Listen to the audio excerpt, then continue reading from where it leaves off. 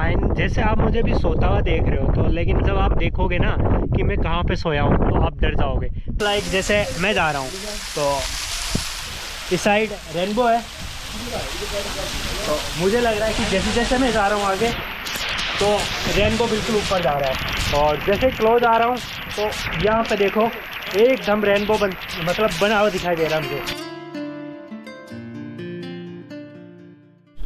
क्या आप कभी बहुत ही खाली बस, यानी जिस बस में कोई नहीं वैसी बस में बैठे हो?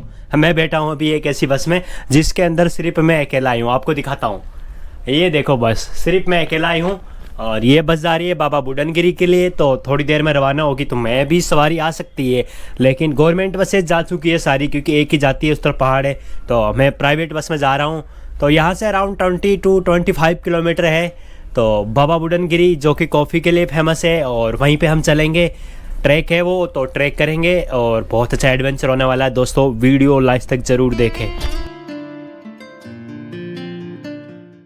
तो फाइनली दोस्तों मैं पहुंच चुका हूं बाबा बुदनगिरी, और मेरा आप चारों तरफ जितनी भी पहाड़ियां देख रहे हो ये की सारी बाबा बुदनगिरी की पहाड़ियां हैं। और अब बात करते हैं भारत में कॉफ़ी की शुरुआत। तो भारत में कॉफ़ी की शुरुआत बाबा बुदनगिरी से हुई थी, क्योंकि बाबा बुदन हज करके आए थे तो वो अपने साथ कॉफ़ी के बीज लेकर आए थे, तो उन्होंने यहाँ पे उन बीजों को लगाया, तो उसी की वजह से भारत में कॉफ़ी की शुरुआत हुई। और बाबा बुदनगिरी की पहाड़ियों को भारत में कॉफ़ी की पहाड़ियाँ भी कहा जाता है। और अब बात करें इस प्लेस की, तो अगर आप बाबा बुदनगिरी की पहाड़ियों में आ रहे हो तो मोस्टली आप ट्राई करो कि आप मानसून के टाइम आओ। तो और रही यहाँ पे बाबा बुदनगिरी में विजिटिंग की, तो बाबा बुदनगिरी में विजिटिंग के लिए दरगाह है। और ये जो बाबा बुदनगिरी प्लेस है ये जितना मतलब मुस्लिमों के लिए इम्पोर्टेंट है उतना ही हिंदुओं के लिए इम्पोर्टेंट भी है, क्योंकि दोनों का यहाँ पे रिलीजियस इम्पोर्टेंट प्लेस है ये। तो अब बात करते हैं, यहाँ पे केवल बाबा बुदनगिरी ही विजिटिंग के लिए नहीं है, यहाँ पे आप माणिक्यधारा वाटरफॉल्स है वहाँ पे जा सकते हो। और इस तरफ नीचे जाओगे तो 7 किलोमीटर चलने पे आएगा अब बटर मिल्क वाटरफॉल्स। तो बटर मिल्क वाटरफॉल्स के बारे में ऐसा बोला जाता है कि उससे ना कि मतलब वो जब बहता है तब बटर मिल्क जैसा लगता है। क्या नाम है? नीलकुरंज। तो यहाँ पे जैसे आप देख रहे हो इस तरफ भी घास लगी हुई, इस तरफ भी घास है। तो यहाँ पे एक नीलकुरंजी नाम का फूल है जो 12 साल में एक बार खुलता है। तो हाँ, कौन से कलर? पर्पल। हाँ, तो पर्पल कलर में होता है। तो अभी फूल खिले नहीं है, लेकिन ऐसा बोला मतलब वो 12 साल में एक बार खिलता है, मतलब 2-2.5 महीने हो गए वो फूल खिले हुए। अच्छा, 2-2.5 महीने हो गए, चला भी गया खिला हुआ फूल। तो फाइनली अब जा रहा हूँ मैं माणिक्यधारा वाटरफॉल के लिए। 3-4 दिन से मैं कर्नाटक में अकेला ही घूम रहा हूँ, लेकिन आज मेरे साथ ये भैया हुए। भैया क्या नाम है आपका? मोहम्मद रफ़ी। तो मोहम्मद रफ़ी, कहाँ से हो आप? टुमकुर। अच्छा, टुमकुर से, जो कि बेंगलुरु के पास है। तो इतने दिन सोलो ट्रैवल करते करते ना मेरा तो दिमाग ख़राब हो गया था, लेकिन आज मुझे अच्छा लग रहा है थोड़ा सा कि मुझे कोई मिला है साथ में यहाँ पर, क्योंकि मोस्टली जो यहाँ पे दिक्कत होती है वो लैंग्वेज प्रॉब्लम होती है।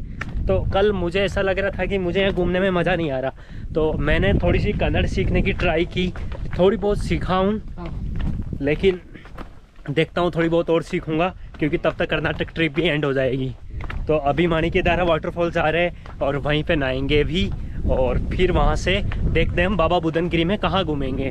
तो लग रहा है यही है ना माणिक्यधारा वाटरफॉल्स। तो माणिक्यधारा वाटरफॉल्स इस तरफ आ गया है, तो चलते बंदर। ऐसा मैंने इंडिया में कोई टूरिस्ट प्लेस नहीं देखा जहाँ पे बंदर ना हो। यहाँ पे भी बंदर है थोड़े बहुत।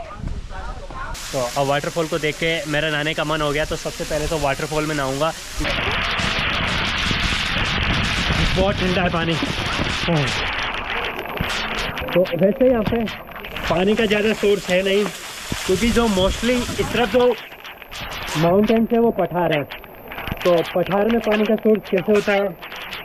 पठार में बारिश के मौसम में पानी रिसता है, और वही पानी सर्दियों में और गर्मियों में रिस के ऐसे ही वाटरफॉल से आता है, जैसे आप ऊपर देख रहे हो। यहाँ पे ना कोई ग्लेशियर है, बस पहाड़ों में पानी रिसता है, और वही सर्दियों के मौसम में रिस के ऐसे वाटरफॉल की तरह बनता है, और ऐसे मैजिकल रेनबो यहाँ पे बनते हैं।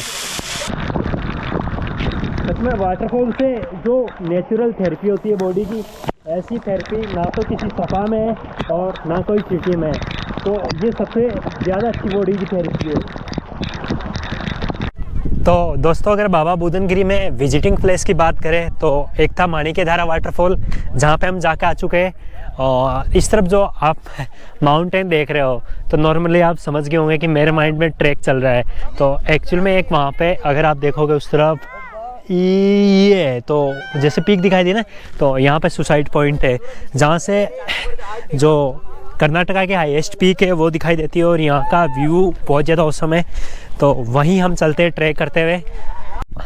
तो मोस्टली अगर आपने रील्स और वीडियोस देखे जो कर्नाटका टूरिज़्म के बारे में था, उनमें आपको जो यहाँ के पहाड़ों में क्या डिफरेंस है यहाँ के पहाड़ों में और जो मोस्टली इस तरफ नीलगिरीज के, तो यहाँ के जो पहाड़ होते हैं वो हरे भरे होते हैं। लेकिन अभी मानसून का सीज़न नहीं है तो इसकी वजह से यहाँ के पहाड़ हरे भरे नहीं है, लेकिन फिर भी यहाँ पे जो चलने वाली ठंडी हवाएं, वादियाँ आपका मन मोह लेगी टोटल कुल मिला के। और वो पीक जो पीछे दिखाई दे रही है हम वहीं पे चल रहे हैं, वहाँ पे कुछ मुझे चढ़े हुए लोग दिखाई दे रहे तो उन्हीं से चल के मिलते हैं। और यहाँ की जो ब्यूटीफुल सीनरी मुल्यानगिरी पीक जो यहाँ से दिखाई देती है उसकी सीनरी को हम देखते हैं। और मेरा कल माइंड में है कि मैं जो कर्नाटका के हाईएस्ट पीक मुल्यानगिरी है वहाँ पे जाऊँगा, तो शायद वहाँ पे कोई मिला तो प्लान कर लूँगा वहाँ जाने का।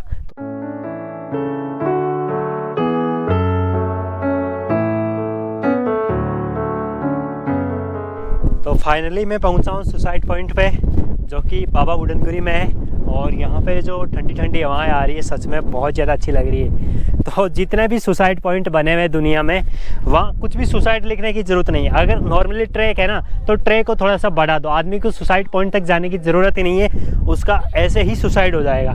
तो ये यहाँ का 360 डिग्री व्यू है जहाँ से आप बाबा बुदनगिरी की पहाड़ियाँ और मुल्यानगिरी पीक देख सकते हो जो कि कर्नाटका की हाईएस्ट पीक है। तो ये 360 डिग्री व्यू है यहाँ का दोस्तों।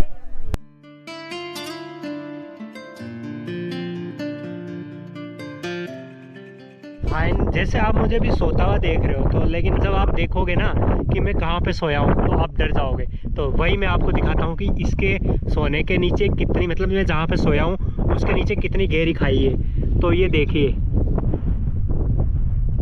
ये इतना गहरा है, तो समझ सकते हो कि मैंने सोने के लिए यहाँ पे कितनी हिम्मत जुटाई होगी जब मैं यहाँ पे सोया हूँ। अमेजिंग यार, बहुत मज़ा आ रहा है आज तो मुझे लगा ऑफ बीट हो गया। ऑफ बीट टाइप में होता है ना कर्नाटका, मतलब एकदम सूखे पहाड़, कहीं कहीं झरने और कहीं कहीं कुछ नहीं, और ऊपर से इतना नीला आसमान जहाँ पे बिल्कुल सूर्य की धूप